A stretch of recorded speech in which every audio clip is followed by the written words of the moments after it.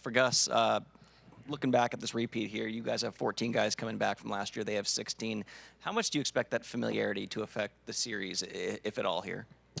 Yeah, I mean, the core is pretty similar, but, we got some new players, and, it's a new year, so it's going to be different. Right side, second row. Brad, how has your appreciation for Anton Lundell grown since you've become a member of this team? I always knew he was a really good player. He plays a really good two-way game, and I always thought he played hard. But yeah, I definitely got a new appreciation for just his 200-foot game. He plays a complete game every night. This team's very fortunate to have him in the third hole there. I mean, he's his talent level is incredible. The way he can make plays in little spaces and the way he reads ice to find space to put himself in a scoring opportunity. And he's just a great little player. And it's not often that you have a guy like that who plays a 200-foot game at his age, and he's only going to get better. So he's going to have a very, very bright career. Right side, second row. Hey, Brad, right here.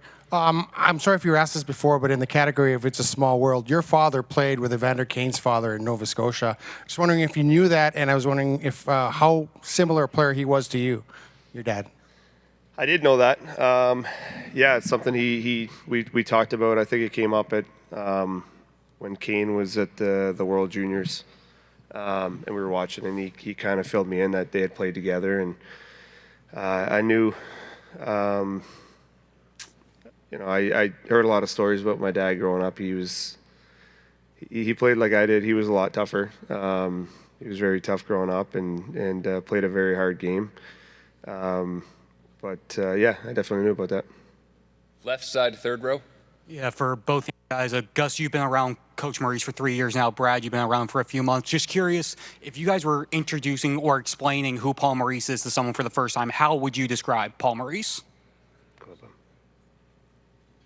I mean, he's got a great hockey mind, obviously, but he's very smart, and he sees the game very well, and just a great guy overall. He's a great human being. That's one thing that really stood out to me, how good of a human he is, and he really cares. Yeah, I'm gonna have to agree with everything that Forsey said. He just keeps things light. He obviously is very good at getting his messaging across, relaying what the style of game that we need to play. He does a great job at making changes throughout series and throughout games. And then just, the way he makes you feel, the passion that he obviously has. And he's one of those people that know how to bring the best out of each and every player. Yeah, he's a great coach. Great person, too.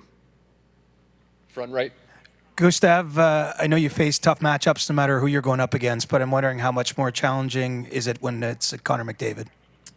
Yeah, for sure. He's for sure probably the best player in the world, and it's always scary when he's out there. He's got great speed, and his skill is off the charts, obviously, and you got to be aware where he is at all times, and you can't fall asleep out there. You always the way we play, we want to have a hard gap on our forwards, and we're not going to change now. We want to still play hard gap, but at the same time, you got to be smart. Left side, fourth row. Yeah, Brad, your time at Four Nations playing with Connor McDavid. You get to know him a little better, and any insight now in having to try and stop him here in the Cup Final, but what'd you gain from that? Yeah, you're not going to stop him, right? It's just trying to limit how many opportunities he gets.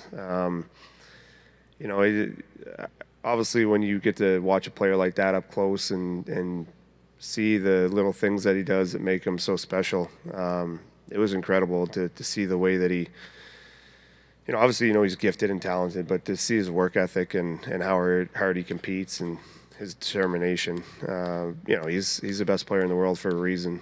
And, yeah, you know, I think every team in this league has tried to contain that guy. You're not going to do it, right? It's just you try to work as hard as you can to try to limit how many opportunities he gets. So hopefully you can keep it to 10 or 15 instead of 20 or 30. Take one more question, back right in Swedish. Gustav, en ganska betydande dag idag. Det är första matchen i den här finalserien. Hur balanserar du nervositet med excitement och ivrighet att få komma ut och spela? Nej, men man försöker behålla lugn och inte bli för taggad här på morgonen och försöka hantera det som en vanlig match då. Och sen får vi försöka få en bra sömn här, käka och sen match. Och när brukar du slå på matchskallen? Jag tror den är på egentligen hela dagen på ett sätt, men ja, jag skulle säga när man kommer ner till hallen är väl då det börjar på riktigt. Tack. Thank you for your time, guys.